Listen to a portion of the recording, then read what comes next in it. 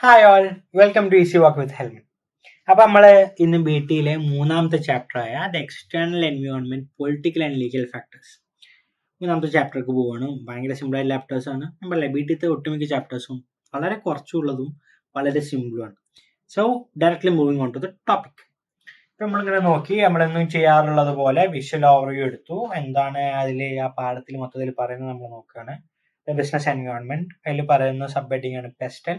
രണ്ടാമത്തത് competitive environment. പെസ്റ്റിൽ എന്താണെന്നുള്ളത് നമ്മൾ നമ്മുടെ ഫസ്റ്റ് ചാപ്റ്ററിൽ പറഞ്ഞിട്ടുണ്ട്. ബിസിനസ് ഫീച്ചേഴ്സ് ഓഫ് ബിസിനസ് ഓർഗനൈസേഷനിൽ എല്ലാവർക്കും ഓർമ്മ ഉണ്ടാവുമെന്ന് വിചാരിക്കുന്നു. രണ്ടാമത്തത് political system and sources of legal authority.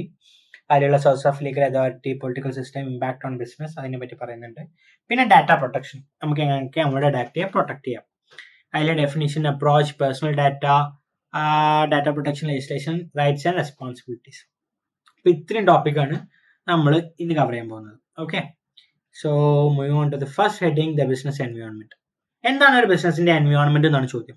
അതിലിവിടെ കൊടുത്തത് the business environment is all the external factors that the business operates in. ഒരു ബിസിനസ് ഓപ്പറേറ്റ് ചെയ്യുന്നിടത്തുള്ള എല്ലാ എക്സ്റ്റേണൽ ഫാക്ടേഴ്സിനെയും നമ്മൾ എന്ത് പറയാം? ഒരു ബിസിനസ് എൻവയോൺമെന്റ് എന്ന് പറയാം. ഒരു ബിസിനസ് നടത്തിക്കൊണ്ടാവുമ്പോൾ അതിന്റെ ചുറ്റുഭാഗമുള്ളത് എന്തൊക്കെയാണോ അതിനെ നമ്മൾ എന്ത് പറയാം? Business environment. അല്ലേ? അത്രയും സിമ്പിൾ ആണ്. അതില് the business has an important relation with its environment. Draws input from the release outputs into the വെച്ചാല് ഇൻപുട്ട് എടുക്കുകയോ ഔട്ട്പുട്ട് കൊടുക്കുകയും ചെയ്യും. Is influenced by changes in the environment. Okay, അതാണ് ഫസ്റ്റത്തെ ഹെഡിങ്. രണ്ടാമത്തെ ടോപ്പിക് നമ്മൾ പോകുമ്പോൾ PESTEL. Yes, PESTEL and competitive environment. നമ്മൾ അതിൽ പെസ്റ്റൽ പറഞ്ഞാൽ നമുക്ക് എല്ലാവർക്കും ഓർമ്മ ഉണ്ടാവുന്ന വിചാരിക്കുന്നത് ഒരു എക്സ്റ്റേണൽ എൻവയോൺമെന്റിനെ എക്സാമിൻ ചെയ്യാൻ ഉപയോഗിക്കുന്ന സംഭവമാണ് പെസ്റ്റൽ എന്ന് പറയുന്നത്. Which is discussed in future chapters എന്നാണ് സ്റ്റഡി ഹബ് പറഞ്ഞത്. നമുക്ക് നോക്കാം എന്താണ് അത്. എൻവയോൺമെന്റൽ ഫാക്ടർ. ഈ പെസ്റ്റലിനെ നമ്മൾ എന്താക്കി തിരിക്കുന്ന അറിയോ? PESTEL ആറിനുണ്ട്. ഈ ആറിനത്തിന് നമ്മൾ ഓരോ പി എന്ന് പറയുന്നത് പൊളിറ്റിക്കലും, ഇ എന്ന് പറയുന്നത് എക്കണോമിക്കും, എസ് എന്ന് പറയുന്നത് സോഷ്യൽ ആൻഡ് ഡെമോഗ്രാഫിക്കും, ടി എന്ന് പറയുന്നത് ടെക്നോളജിക്കലും, ഇ എന്ന് പറയുന്നത് എൻവയോൺമെന്റലും, എൽ എന്ന് പറയുന്നത് ലീഗലാണ്. അതിൽ നമ്മുടെ ഈ ചാപ്റ്ററിന്റെ പേരെന്താ? The external environment of political and legal factors. അപ്പൊ പൊളിറ്റിക്കലിനെ പറ്റിയിട്ടും ലീഗലിനെ പറ്റിയിട്ടും നമ്മൾ ഈ ചാപ്റ്ററിൽ പഠിക്കാം. അപ്പൊ ജസ്റ്റ് എല്ലാത്തിനും ചെറിയൊരു ഡിസ്ക്രിപ്ഷൻ ഇതിൽ തന്നിട്ടുണ്ട്. അതിലൊന്ന് പൊളിറ്റിക്കൽ റിലേറ്റഡ് ടു ഗവൺമെന്റ്, എന്തോ ഗവൺമെന്റ് റിലേറ്റഡ് ഉള്ള എന്തോ സംഭവമാണ് എന്ത് പൊളിറ്റിക്കൽ എന്ന് പറയുന്നത്. അത്ര പഠിച്ചാൽ മതി, അല്ലാതെ വേറെ ഒന്നും ആഴ്ന്ന് ഇറങ്ങി പഠിക്കണ്ട. അടുത്തത് എക്കണോമിക്. എക്കണോമിക് പറഞ്ഞാൽ എന്താ? Region's economy. അവിടെ നിലവിലുള്ള related to state of the region's economy. ആ സ്റ്റേറ്റിന്റെ റീജിയനിലുള്ള എക്കോണമി എങ്ങനെയാന്നുള്ളതാണ് എന്ത് എക്കണോമിക് എന്ന് പറയുന്നത്. ഈ social and demographic. Social and demographic എന്ന് പറയുന്നത് സൊസൈറ്റി ഓഫ് ദ റീജിയൻ. ആ റീജിയനിലുള്ള സൊസൈറ്റി ഉണ്ടല്ലോ, ആ പെർട്ടിക്കുലർ റീജിയനിലുള്ള സൊസൈറ്റി എങ്ങനെയാണ്, അവരെങ്ങനെയൊക്കെയെന്ന് വെച്ചാൽ ഇംഗ്ലീഷ് പോപ്പുലേഷൻ, അവിടെ എത്ര പോപ്പുലേഷൻ ഉണ്ട്, അവിടെ ജിയോഗ്രാഫിക്കൽ ഡിസ്ട്രിബ്യൂഷൻ എങ്ങനെയാണ്, അതിന്റെ ഏജ് സ്ട്രക്ചർ എങ്ങനെയാണ്, ലെവൽ ഓഫ് എഡ്യൂക്കേഷൻ, അവിടുത്തെ ആൾക്കാരുടെ ലെവൽ ഓഫ് എഡ്യൂക്കേഷൻ എങ്ങനെയാണ്, അതൊക്കെയാണ് സോഷ്യൽ ആൻഡ് ഡെമോഗ്രാഫിക് എന്ന് പറയുന്നത്. നാലാമത്തെ അല്ലേ, 1 2 3 4, നാലാമത്താണ് എന്ത്? ടെക്നോളജിക്കൽ. ടെക്നോളജിക്കൽ എന്ന് പറഞ്ഞാൽ എന്താ? State of technology. അവിടുത്തെ ടെക്നോളജി പരമായുള്ള കാര്യങ്ങൾ എന്തൊക്കെയാണ്? അവിടുത്തെ ടെക്നോളജി പരമായുള്ള കാര്യം. ഒരു ബിസിനസിന് ചുറ്റും എക്സ്റ്റേണൽ ഫാക്ടേഴ്സിനെ പറ്റിയാണല്ലോ നമ്മൾ ഡിസ്കസ് ചെയ്യുന്നത്. അപ്പൊ ആ എക്സ്റ്റേണൽ ഫാക്ടേഴ്സിൽ ഉണ്ടാവണം, അല്ലെങ്കിൽ ആ ബിസിനസിന്റെ എൻവയോൺമെന്റിലുള്ള ടെക്നോളജിക്കൽ ഫാക്ടേഴ്സ് എന്തൊക്കെയാണ്. പിന്നെ പറയുന്നത് എൻവയോൺമെന്റൽ വെച്ചാല് ഇൻക്ലൂഡ്സ് ദ ക്ലൈമറ്റ്, അവിടെ ഇൻക്ലൂഡ് ചെയ്യും. അതേമാതിരി natural resources, state of prevailing Flora and ഫോണ, ബയോഡൈവേഴ്സിറ്റി, അതൊക്കെ എങ്ങനെയാണെന്നുള്ളതാണ് എന്ത് എൻവയോൺമെന്റിൽ നമ്മൾ പറയുന്നത്. അടുത്ത ഏറ്റവും ലാസ്റ്റ് നമ്മൾ പറയുന്നതാണ് ലീഗൽ. ലീഗൽ എന്ന് പറയുമ്പോൾ related to prevailing laws and regulations of region. ആ റീജിയനിലുള്ള ലോകൾ എന്താണ്, റെഗുലേഷൻസ് എന്താണ്, ഗവൺമെന്റ് ഇറക്കിയ നിയമങ്ങളും റെഗുലേഷൻസ് ഒക്കെ എന്താണെന്നുള്ളതാണ് എന്ത് ലീഗൽ. അല്ലെ? നമ്മളിതിൽ ഏതൊക്കെയാണ് പഠിക്കുന്നത്? പൊളിറ്റിക്കലും ലീഗലും ആണ് ഈ ചാപ്റ്ററിൽ നമ്മൾ പഠിക്കുന്നത്. ഇത് കോമ്പറ്റീറ്റീവ് എൻവയോൺമെന്റ്. ഒരു ബിസിനസ് ആയ അതിനൊരു കോമ്പറ്റീഷൻ വേണം. അപ്പൊ ആ ഒരു കോമ്പറ്റീറ്റീവ് എൻവയോൺമെന്റിനെ പറ്റിയിട്ടാണ് അടുത്ത topic. The state of the market. ആ മാർക്കറ്റിന്റെ സ്റ്റേറ്റ് എന്താണ്? The level and distribution of demand for the sectors of goods and service. അവിടെ നമ്മൾ കൊടുക്കുന്ന ഗുഡ്സിന്റെ സർവീസിന്റെ ഡിമാൻഡ് എന്താണ്, അല്ലെ? അത് നമ്മൾ നോക്കും. കോമ്പറ്റീഷൻ, എത്രത്തോളം കോമ്പറ്റീഷൻ ആ മാർക്കറ്റിലുണ്ട്, നമ്മൾ കൊടുക്കുന്ന ഗുഡ്സിനും സർവീസിനും എത്രത്തോളം കോമ്പറ്റീഷൻ ഉണ്ട്, അതാണ് ഒന്ന് സ്റ്റേറ്റ് ഓഫ് ദ മാർക്കറ്റ്. രണ്ടാമത്താണ് എന്ത്? കോമ്പറ്റീഷൻ. അപ്പൊ moving on to the next topic. അതാണ് എന്ത്? Sources of legal authority. ഇത് ലീഗൽ അതോറിറ്റി, ഇത് നമ്മൾ പണ്ട് മുതലേ ക്ലാസ്സുകളിൽ പഠിക്കുന്ന സാധനമാണ്. ലീഗൽ അതോറിറ്റി അതിലുള്ളതാണ് ലെജിസ്ലേറ്റീവ്, എക്സിക്യൂട്ടീവ് ആൻഡ് ജുഡീഷ്യൽ അല്ലെ. ലെജിസ്ലേറ്റീവ് എന്ന് പറഞ്ഞാൽ ആരാണ്? ക്രിയേറ്റ്സ് ലോ എന്നാ പറഞ്ഞത്. ഒരു നമ്മൾ സ്റ്റാറ്റ്യൂട്ട് എന്ന് പറയാം. അപ്പൊ ലെജിസ്ലേറ്റീവ് ആരാണ്? ഒരു ലോകളെ ക്രിയേറ്റ് ചെയ്യും. എക്സിക്യൂട്ടീവ് എന്ന് പറഞ്ഞാൽ ഒരു എൻഫോഴ്സസ് ലോ, അവർ ലോകളെ റെഗുലേറ്റ് ചെയ്യുക. ജുഡീഷ്യൽ എന്ന് പറഞ്ഞാലോ അവർ ലോകളെ ഇന്ററപ്റ്റ് ചെയ്യും.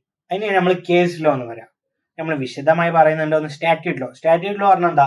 Acts created by national parliaments or equivalent bodies. എന്നുവെച്ചാൽ എന്താണ്? ഓരോ ആക്ടുകൾ ഉണ്ടല്ലോ, ആർട്ടിക്കിൾ 14 അങ്ങനത്തെ ഓരോ നമ്മൾ പറയാറുണ്ട്. അല്ലെങ്കിൽ ഒരുപാട് നിയമങ്ങൾ, ആ നിയമങ്ങളെ ക്രിയേറ്റ് ചെയ്യുക ബൈ നാഷണൽ പാർലമെന്റ് അല്ലെങ്കിൽ or equivalent bodies. The statute is written legal act of law. Statute law refers to a primary legislation based on a country's constitution. Statute law എന്താന്ന് വെച്ചാൽ ലെജിസ്ലേറ്റീവ് എന്ന് വെച്ചാൽ നിയമം ഉണ്ടാക്കുന്നതിനെയാണ് സ്റ്റാറ്റ്യൂട്ട് ലോ എന്നുള്ളത് പഠിച്ചാൽ മതി. അടുത്താണ് എന്ത്? Case law. കേസ് ലോ നമ്മൾ നേരത്തെ പറഞ്ഞു ജുഡീഷ്യൽ ആണ് ഉണ്ടാവുക. ദ കോർട്ട് ആവും എന്ത്? Judicial. Court also have the authority to interrupt the law or make decision where the law is silent on specific issues എന്നാണ് പറഞ്ഞത്. വെച്ചാല്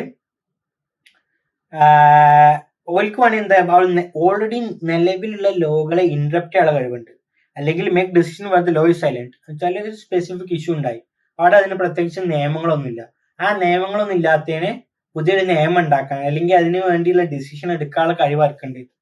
കേസിലോ ഒക്കെ ഉണ്ട്. കേസിലോ പറഞ്ഞാൽ ജുഡീഷ്യൽ അല്ലെങ്കിൽ അതെ ജുഡീഷ്യൽ ആണ്. അടുത്താണ് നമ്മൾ ഡെലിഗേറ്റഡ് ലെജിസ്ലേഷൻ എന്ന് പറഞ്ഞത്. Parliaments may delegate the creation of detailed regulation to civil servants. ഈ പാർലമെന്റ് എന്തോട്ടും അവരുടെ പവർ കൊടുക്കും. ഡെലിഗേറ്റ് പറഞ്ഞാൽ പവർ ഷെയർ ചെയ്യുന്നതിനാണ് ഡെലിഗേറ്റ് എന്ന് പറയാം. അപ്പൊ ഡെലിഗേറ്റഡ് ലെജിസ്ലേഷൻ എന്ന് പറഞ്ഞാല് ഉണ്ടാക്കിയ നിയമത്തെ അല്ലെങ്കിൽ അവരുടെ പവറിനെ സിവിൽ സർവൻസിന് കൊടുക്കുന്നതിനാണ് എന്ത് പറയാ? ഡെലിഗേറ്റഡ് ലെജിസ്ലേഷൻ എന്ന് പറയാം. ഓക്കെ, അതാണ് പറഞ്ഞത് വെച്ചാല് parliaments may delegate the creation of detailed regulation to civil servants but maintain powers to veto such legislation. Okay, ഈ സൂപ്പർ നാച്ചുറൽ ബോഡീസ് ഉണ്ട്. സൂപ്പർ നാച്ചുറൽ ബോഡീസ് പറഞ്ഞാൽ ഔട്ട്സൈഡ് ദ നാഷൻ, നാഷന്റെയും പുറത്തുള്ളത്, ഔട്ട്സൈഡ് ദ നാഷണൽ ജൂറിസ്ഡിക്ഷൻ. പിന്നെ local governments, regions or state governments pass regulations and may have the authority to leave tax. Local government എന്താണെന്ന് നിങ്ങൾക്ക് അറിയില്ല, അറിയാം. ഈ പൊളിറ്റിക്കൽ സിസ്റ്റം നമ്മൾ ലീഗൽ സൈഡ് പഠിച്ചു. ഈ പൊളിറ്റിക്കൽ സിസ്റ്റത്തെ പറ്റിയിട്ട് നമ്മൾ പഠിക്കാനുള്ളത്. അതിലാണ് ആദ്യം എന്നാണ് സൂപ്പർ നാച്ചുറൽ ബോഡീസ്, പിന്നെ നാഷണൽ ഗവൺമെന്റ്, പിന്നെ ലോക്കൽ ഗവൺമെന്റ്. അപ്പൊ ലോക്കൽ ഗവൺമെന്റ്, നാഷണൽ ഗവൺമെന്റ്, പിന്നെ സൂപ്പർ നാച്ചുറൽ ബോഡി. ഒരു എക്സാമ്പിൾ പറയുന്നത് ഇവിടെ ലോക്കൽ ഗവൺമെന്റ് ആയിരിക്കാം സംസ്ഥാനങ്ങളോ അല്ലെങ്കിൽ പഞ്ചായത്തുകളോ. അവിടുന്ന് നാഷണൽ ഗവൺമെന്റ് ആരായി? സംസ്ഥാനങ്ങളുടെ കഴിഞ്ഞിട്ട് ഇവിടുത്തെ മുഖ്യമന്ത്രി കഴിഞ്ഞിട്ട് നേരെ പ്രധാനമന്ത്രി, അവിടുന്ന് നേരെ പിന്നെ വലിയ വലിയ സൂപ്പർ നാച്ചുറൽ ബോഡീസിന്റെ എക്സാമ്പിൾ ആണ് WHO അല്ലെങ്കിൽ UN, അങ്ങനത്തെ സൂപ്പർ നാച്ചുറൽ ബോഡീസ് എത്തി. ഓക്കെ, അതിനെ പറ്റി level of government. Super natural bodies ആരാന്നാ പറഞ്ഞത്? An organisation whose members come from different countries, ഒരുപാട് കൺട്രികളിൽ നിന്ന് വരുന്ന ആൾക്കാർ, and may be representative of the government of those countries. ഒരുപാട് കൺട്രികളുടെ റെപ്രസെന്റേറ്റീവ്സ് കൂടി ഉണ്ടാകുന്ന ഒരു ബോഡിയാണ് എന്ത് പറയാ? സൂപ്പർ നാഷണൽ ബോഡീസ് എന്ന് പറയാം. അതിന് എക്സാമ്പിൾ UN, യുണൈറ്റഡ് നേഷൻ ഉണ്ട്, യൂറോപ്യൻ യൂണിയൻ ഉണ്ട്, വേൾഡ് ട്രേഡ് WTO ഉണ്ട്, അതൊക്കെ നമ്മൾ പറഞ്ഞു. ഇനി നാഷണൽ ഗവൺമെന്റ്, ആരാ national government? Government of the country, ആ കൺട്രിയിലുള്ള ഗവൺമെന്റ് നമ്മൾ എന്ത് പറയാം? നാഷണൽ ഗവൺമെന്റ് എന്ന് പറയാം. പിന്നെ regional government, it has some law making powers as delegated by the national government. ആരാണ്? പഞ്ചായത്തല്ല, സംസ്ഥാനത്തിലുള്ള ഗവൺമെന്റ്. അവർക്ക് എന്തുണ്ട്? ഒരുപാട് അവരുടെ നിയമങ്ങൾ ഉണ്ടാക്കാനുള്ള എന്തുണ്ട്? പവർ ഉണ്ട്. It has some law making powers നമ്മൾ പറഞ്ഞു. റീജിയണൽ ഗവൺമെന്റിനെ പറ്റിയിട്ട് നമ്മൾ പറഞ്ഞു. So moving on to the next topic, definition and approach. ഇതിൽ നമ്മൾ ഡാറ്റ പ്രൊട്ടക്ഷൻ ലോ ആയിട്ട് ബന്ധപ്പെട്ട സംഭവങ്ങളാണ് ഇനി പഠിക്കാൻ പോകുന്നത്. ഇതില് കുറച്ച് ഇത് ശ്രദ്ധിച്ച് കേൾക്കണം. ഒന്ന് ഡാറ്റ സബ്ജക്റ്റ് ഉണ്ട്, ഡാറ്റ യൂസേഴ്സ് ഉണ്ട്, ഡാറ്റ പ്രോസസ്സിംഗ് ഉണ്ട്, പിന്നെ പേഴ്സണൽ ഡാറ്റ ഉണ്ട്. ഈ ഡാറ്റ സബ്ജക്റ്റ് എന്ന് പറഞ്ഞത് നമ്മളാണെന്ന് നമ്മൾ വിചാരിക്കുക. ഓക്കെ, ഡാറ്റ സബ്ജക്റ്റ് പറഞ്ഞത് നമ്മളാണ്. Individuals whose data is processed, അതാണ് അതിൽ പറഞ്ഞത്. അപ്പോൾ ഡാറ്റ സബ്ജക്റ്റ് പറഞ്ഞത് നമ്മളാണ് വിചാരിക്കുക. ഡാറ്റ യൂസേഴ്സ് എന്ന് പറഞ്ഞാൽ controllers, enable that collect, stores and process personal data, any entity or persons that handles personal data. Data processing, ആ ഒരു ഫേസ്ബുക്കോ അങ്ങനത്തെ അറിയിലാണെന്ന് വിചാരിച്ചോളി. Data processing, any action performed on data, ആ ഡാറ്റയിൽ എന്തെങ്കിലും ആക്ഷൻസ് പെർഫോം ചെയ്യുക. പേഴ്സണൽ ഡാറ്റ എന്നാൽ നമ്മുടെ any information relating to an individual that can be directly or indirectly identified. മനസ്സിലായോ? ഡാറ്റ സബ്ജക്റ്റ് തന്നെ നമ്മൾ ഡാറ്റ യൂസർ എന്ന് പറഞ്ഞാൽ അത് ഉപയോഗിക്കുന്ന ആൾക്കാർ, ഇപ്പോൾ ഫേസ്ബുക്ക് അങ്ങനത്തെ പോലുള്ള കമ്പനികൾ. ഡാറ്റ പ്രോസസ്സിംഗ് എന്ന് പറഞ്ഞാൽ അതിനെ പ്രോസസ്സ് ചെയ്യുക. പേഴ്സണൽ ഡാറ്റ പറഞ്ഞാൽ നമ്മുടെ ഡാറ്റ അവരെടുക്കുക, അല്ലെങ്കിൽ നമ്മുടെ പേഴ്സണൽ ഡാറ്റ അവർക്ക് കിട്ടുക. ഈ ഡാറ്റ പ്രൊട്ടക്ഷൻ ലോ ഉണ്ട്. നമ്മുടെ പേഴ്സണൽ ഡാറ്റയെ പ്രൊട്ടക്ട് ചെയ്യാൻ പറ്റും നമുക്ക്, അല്ലെങ്കിൽ ഏതൊക്കെ തരത്തിൽ പേഴ്സണൽ ഡാറ്റ ആവണമെന്നില്ല, എന്തെല്ലാം ഡാറ്റകളുണ്ടോ ആ ഡാറ്റകളൊക്കെ പ്രൊട്ടക്ട് ചെയ്യാൻ പറ്റും. അതിനായിട്ടൊരു ലോ ഉണ്ട്.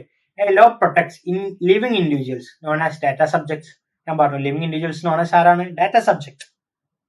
By preventing unauthorized or improper use of personal data about dum.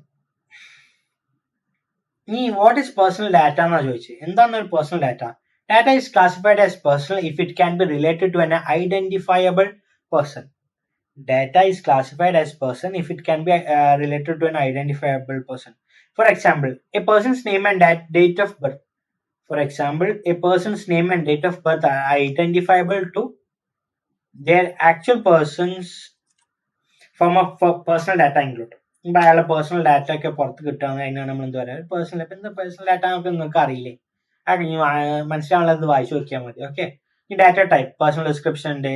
ആ പേഴ്സണൽ ഡിസ്ക്രിപ്ഷൻ പറഞ്ഞാൽ അവരുടെ name, age, date of birth, gender, height, weight, identification numbers ഉണ്ട്. പാസ്പോർട്ട് ആവാം, പാസ്പോർട്ടിന്റെ ഡീറ്റെയിൽസ് ആവാം, ഡെബിറ്റ് ആൻഡ് ക്രെഡിറ്റ് കാർഡ്സിന്റെ ആവാം, അതിനുള്ള നമ്പേഴ്സ് ആവാം, ആധാർ കാർഡ് നമ്പർ ആവാം, അങ്ങനത്തെ പലതുണ്ട്. എത്നിസിറ്റി എന്നാൽ ഫാമിലി ഹിസ്റ്ററി, അതിലും പാസ്പോർട്ട് ഡീറ്റെയിൽസ്, എത്നിസിറ്റി ഡീറ്റെയിൽസ്, പിന്നെ health records, blood type, DNA type, അങ്ങനത്തെ സംഭവങ്ങൾ. ഇതൊക്കെ നമ്മളൊരു പേഴ്സണൽ ഡാറ്റന്റെ എക്സാമ്പിൾ ആയിട്ടാണ് അതൊക്കെ പറയുന്നത്. ഈ impact of data protection legislation. The data is used for purpose that is expressly permitted. എന്തിനാണോ പെർമിറ്റ് ചെയ്തത് എക്സ്പ്രസ്ലി, പുറത്തേക്ക് എന്തിനൊക്കെയാണെന്ന് വെച്ചാൽ പബ്ലിക്കായിട്ടുള്ള എന്തിനൊക്കെയാണോ പെർമിറ്റ് ചെയ്തത് അതിന് മാത്രം എന്ത് ഉപയോഗിക്കാൻ പറ്റുള്ളൂ? ഡാറ്റ ഉപയോഗിക്കാൻ പാടുള്ളൂ. The individuals has consented to the data controls use of their data for a specific purpose. Okay. മനസ്സിലാകുന്നില്ല എന്നുണ്ടെങ്കിൽ നിങ്ങൾ കമന്റിൽ പറയണം. എനിക്ക് ആ പ്രത്യേകമുള്ള ടോപ്പിക്ക് എന്ത് ചെയ്യാനാണ്, വീണ്ടും വീഡിയോ ഇടാനാണ്.